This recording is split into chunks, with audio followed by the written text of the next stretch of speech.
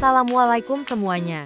Di video pembelajaran kali ini aku akan membahas 3 materi, yaitu materi pertama prinsip geografi, materi kedua fenomena geosfer dalam kehidupan sehari-hari, materi ketiga jenis dan karakteristik bencana alam. Prinsip geografi dapat diartikan sebagai sebuah dasar dalam mengkaji penyebaran, pengungkapan, dan penyajian gejala, variabel, faktor serta masalah-masalah geografi dalam fenomena geosfer.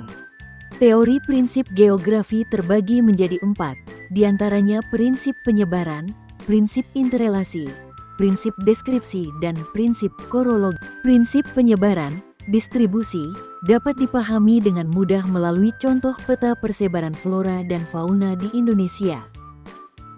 Persebaran tentang bentang alam yang ada di permukaan bumi yang tidak merata yang menjadikan setiap wilayah atau daerah satu dengan yang lain. Prinsip interrelasi, hubungan sebab akibat keterkaitan dengan fenomena geosfer baik aspek fisik maupun aspek sosialnya. Kamu tahu fenomena pemanasan global? Itu merupakan contoh dari prinsip interrelasi di mana suhu bumi meningkat tajam karena efek rumah kaca yang terjadi. Efek rumah kaca ini terjadi karena peningkatan konsentrasi gas karbon dioksida dan gas lainnya di atmosfer. Peningkatan konsentrasi gas karbon dioksida disebabkan oleh pemakaian bahan bakar minyak, batu bara, dan bahan bakar organik lainnya. Kemampuan tumbuhan dan laut untuk menyerapnya perilaku penduduk dalam memproduksi gas karbon dioksida ini menjadi aspek non-fisik atau sosial yang mempengaruhi aspek fisik. Prinsip deskripsi, penjabaran, berikan gambaran atau pemaparan lebih lengkap tentang fenomena dan masalah yang dipelajari. Menjelaskan fenomena geosfer dengan cara menampilkan deskripsi dengan bentuk peta, tetapi juga dalam bentuk diagram, grafik, atau tabel. Sehingga dapat memudahkan kita dalam memahami objek kajian geografi. Salah satu contoh prinsip ini adalah penemuan teknologi berupa peta. Peta adalah gambaran permukaan bumi yang ditampilkan pada suatu bidang datar dengan skala tertentu. Peta bisa disajikan dalam berbagai cara yang berbeda, mulai dari peta konvensional yang tercetak hingga peta digital yang tampil di layar komputer. Yang terakhir kita akan mengenal adanya prinsip korologi. Prinsip ini merupakan gabungan dari prinsip-prinsip geografi lainnya, yaitu prinsip distribusi, interrelasi, dan deskripsi. Prinsip ini menekankan keseluruhan dan keterpaduan gejala dalam satu wilayah. Sebagai contoh adanya peta curah hujan yang ada di berbagai wilayah di Indonesia. Fenomena geosfer dalam kehidupan sehari-hari, yaitu ada fenomena lapisan atmosfer, lapisan litosfer, lapisan hidrosfer, lapisan biosfer, lapisan antroposfer. Fenomena pada lapisan atmosfer. Dalam lapisan atmosfer terdapat beberapa lapisan udara dengan tingkat ketinggian yang bervariasi. Pertama, lapisan dasar yang paling dekat dengan bumi. Lapisan ini terletak pada ketinggian 0 sampai 12 km di atas permukaan bumi. Kedua, bersuhu dingin dan hanya mengandung ozon. Ketiga, melindungi bumi dari peristiwa jatuhnya benda-benda langit. Mesosfer dapat berfungsi sebagai penghantar gelombang. Keempat, memiliki lapisan ionosfer yang berfungsi untuk menyebarkan gelombang radio. Kelima, eksosfer adalah lapisan bumi yang terletak paling luar. Pada lapisan ini terdapat refleksi cahaya matahari yang dipantulkan oleh partikel debu meteoritik. Contoh dari fenomena pada lapisan atmosfer. Pertama, kenampakan fata morgana umumnya ditunjukkan dengan kenampakan genangan air di tengah padang pasir, atau di permukaan jalan beraspal yang terkena panas terik matahari. 2. Perbedaan musim secara langsung dan tidak langsung.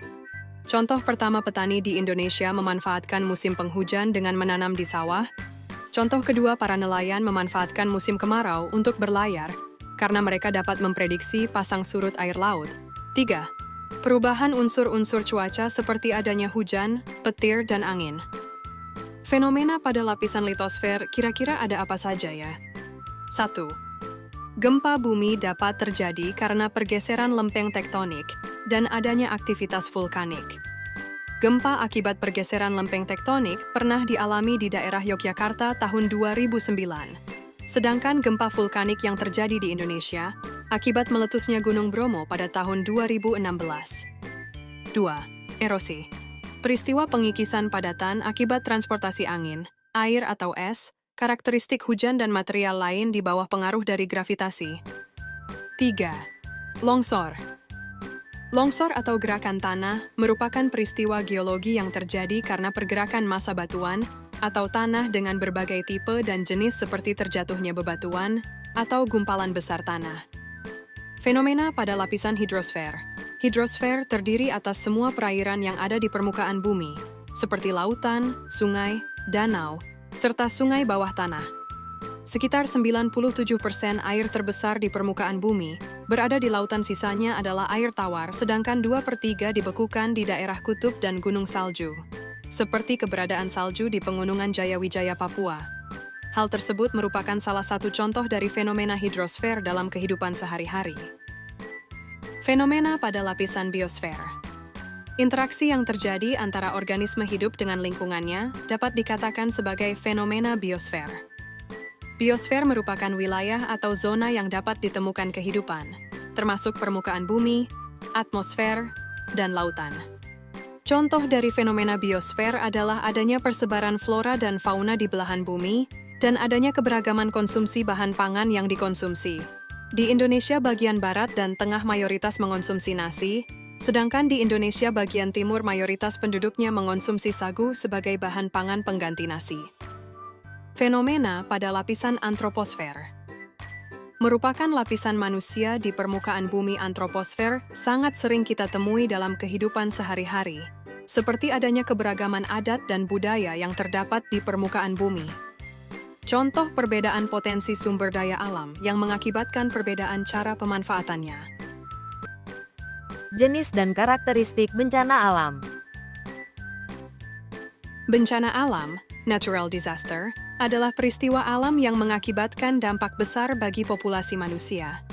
Sedangkan menurut Undang-Undang Nomor 24 Tahun 2007 tentang Penanggulangan Bencana, bencana adalah peristiwa yang mengganggu kehidupan masyarakat dan mengakibatkan korban jiwa, kerusakan lingkungan, kerugian harta benda, dan dampak psikologis. Karakteristik bencana alam terbagi menjadi 3, yaitu 1. Bencana alam geologi, 2. Bencana alam meteorologi, 3. Bencana alam ekstraterestrial. Bencana alam geologi yang terjadi pada permukaan atau bentang alam permukaan bumi, contohnya gempa bumi, tanah longsor, dan gunung meletus. Bencana alam meteorologi yang terjadi akibat pengaruh iklim yang berdampak langsung kehidupan manusia, contohnya seperti badai, angin topan, kekeringan. Bencana alam ekstraterestrial terjadi di luar angkasa, akan tetapi akibatnya dapat kita rasakan di permukaan bumi. Contohnya adalah hujan meteor dan badai matahari. Selanjutnya, jenis bencana alam. Pertama ada banjir. Banjir adalah peristiwa berlimpahnya air yang meluap hingga meluap ke daratan, yang biasanya kering akibat curah hujan yang tinggi, lelehan salju, atau masalah lain yang mengakibatkan air tak dapat diserap dengan cepat oleh tanah atau dialirkan oleh saluran air yang ada. Faktor yang memengaruhi terjadinya banjir. Membuang sampah sembarangan menyebabkan selokan menjadi dangkal. Akibatnya, aliran air menjadi terhambat dan tergenang. Banjir juga dapat terjadi karena tidak adanya saluran air yang menjadi sarana air mengalir, sehingga air akan menggenang. Upaya yang dapat dilakukan untuk mencegah banjir dan dilakukan jika banjir sudah mengepung. Kira-kira ada apa saja ya? 1. Membuang sampah pada tempatnya. 2. Melakukan kerja bakti rutin untuk membersihkan lingkungan. 3. Menggalakkan kembali sistem reboisasi. 4. Memberikan penyuluhan kepada masyarakat mengenai bahaya banjir. Yang dilakukan jika banjir sudah mengepung adalah 1. Tetap berada bersama keluarga dan jangan memisahkan diri. 2. Mengungsi ke tempat yang tinggi dan aman. 3. Hindari melalui kawasan banjir. 4. Jangan menyentuh kabel atau tiang listrik. 5. Senantiasa berdoa. Selanjutnya, tsunami merupakan gelombang air laut besar yang dipicu oleh pusaran air bawah laut karena pergeseran lempeng, tanah longsor, erupsi gunung api, dan jatuhnya meteor. Tsunami dapat bergerak dengan kecepatan sangat tinggi dan dapat mencapai daratan dengan ketinggian gelombang hingga 50-200 dari garis pantai. Hal yang dilakukan sebelum terjadinya tsunami. 1. Pembangunan sistem peringatan dini untuk bencana tsunami. 2. Meningkatkan pengetahuan masyarakat lokal, khususnya yang tinggal di daerah pinggir pantai mengenai bahayanya tsunami. 3. Melakukan sosialisasi mengenai langkah yang harus dilakukan ketika tsunami datang dan hal yang dilakukan terjadinya tsunami. 1. Mengungsi ke tempat yang lebih tinggi. 2. Tetap bersama keluarga. 3. Berdoa untuk mengatasi kepanikan. Gempa bumi terjadi karena adanya pergerakan kerak bumi seperti lempeng bumi. Lempeng tersebut mengalami pergeseran, pecah, maupun mencuat ke atas.